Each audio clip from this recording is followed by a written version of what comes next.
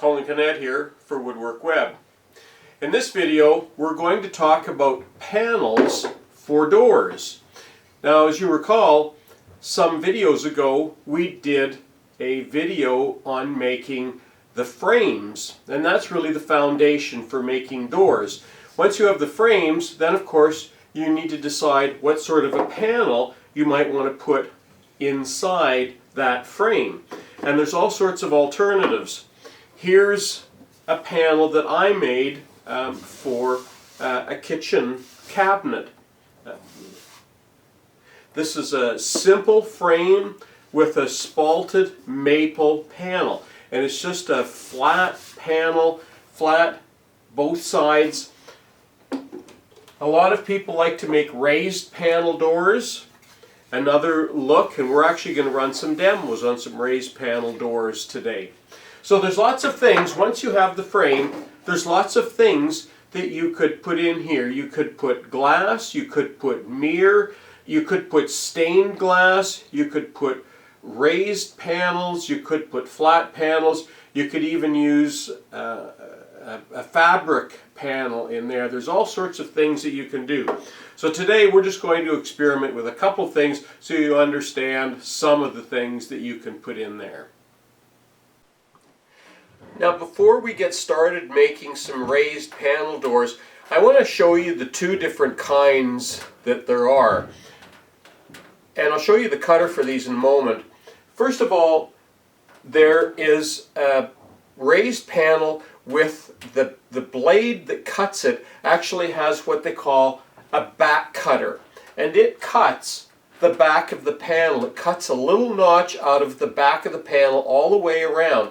And what that does, it allows that panel to sit flat on the top, or even with the frames on the top and the bottom.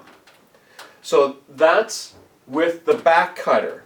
Now, if you take the back cutter off, or if you have a panel cutter without the back cutter, what happens is when that back is not notched, it means that the whole panel is raised up slightly, and in this case that panel is actually slightly proud of the frame. And this is a raised panel but without the back cutter, and we're going to cut both of these so you'll be able to see an example of both of these with and without the back cutter. Here's the cutter we're going to be using to cut the panels, and this is the main cutting blades here. This little black cutter on top, that's called the back cutter. For the first cut, I'm going to be cutting the panel with the back cutter in place, and this is going to take a few passes, so I'm not going to videotape every one of these passes.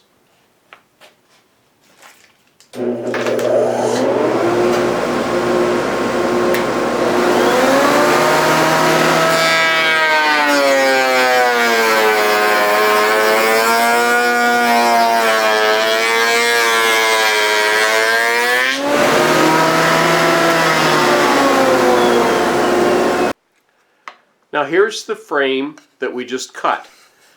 This is with the back cutter, and you can see how that cutter actually cut a little bit out of the back. The front is still raised, but you can see how that back of this panel is cut. And we're going to put this in a frame now so that you can see how that sits in the frame. And there's our first demo panel, and you can see how that's flat right across. All the way across, that's flat. And it's also flat on the back. And you can actually see where the back cutter leaves this little divot all the way around. And that's the raised panel that's flat on both sides. That's with the back cutter. Now let's have a look at the raised panel without the back cutter. Okay, I have removed the back cutter off this panel cutter, And now I'm going to run this panel through. This is going to take several passes, and I'm not going to videotape every one of them.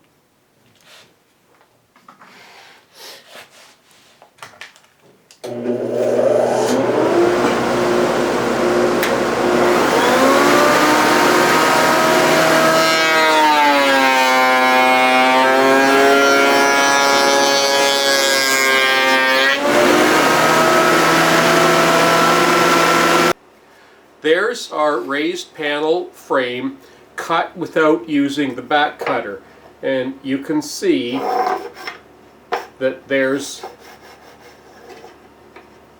a level here that it's proud of the frames. And if you look at the back, you can see it's flat in the back and there is not that indentation that there was in the back cutter. So this is a raised panel door without the back cutter, just another variation.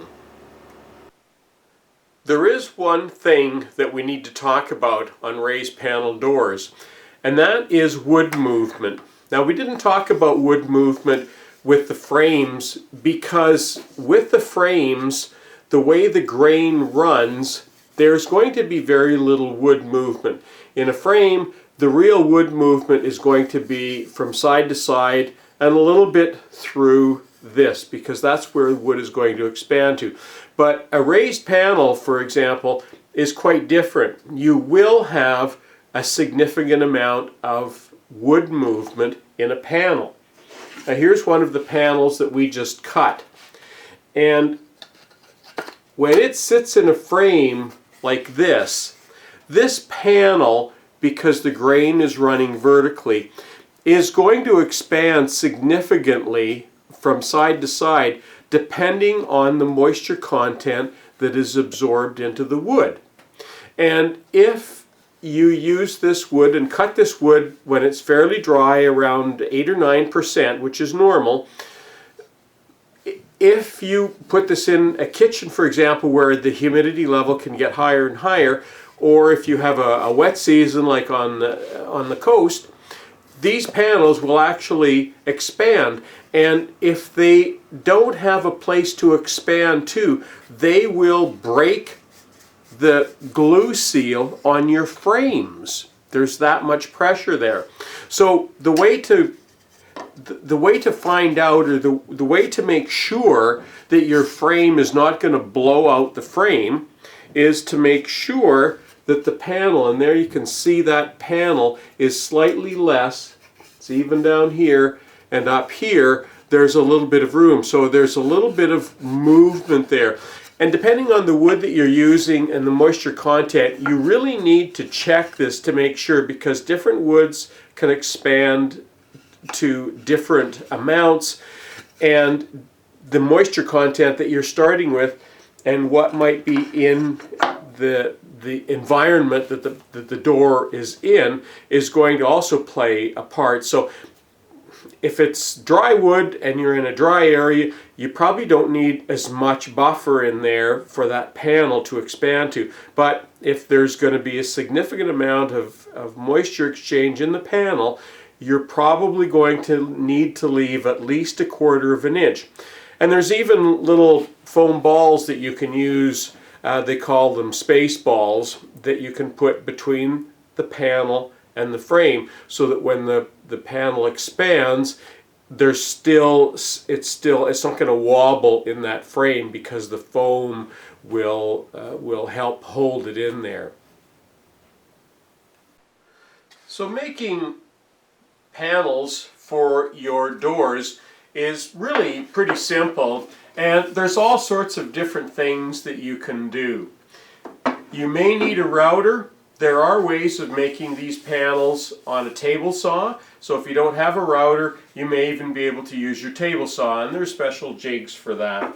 You can find those online. I'm Colin Cadet for Woodwork Web. Please visit our website for lots more information and techniques.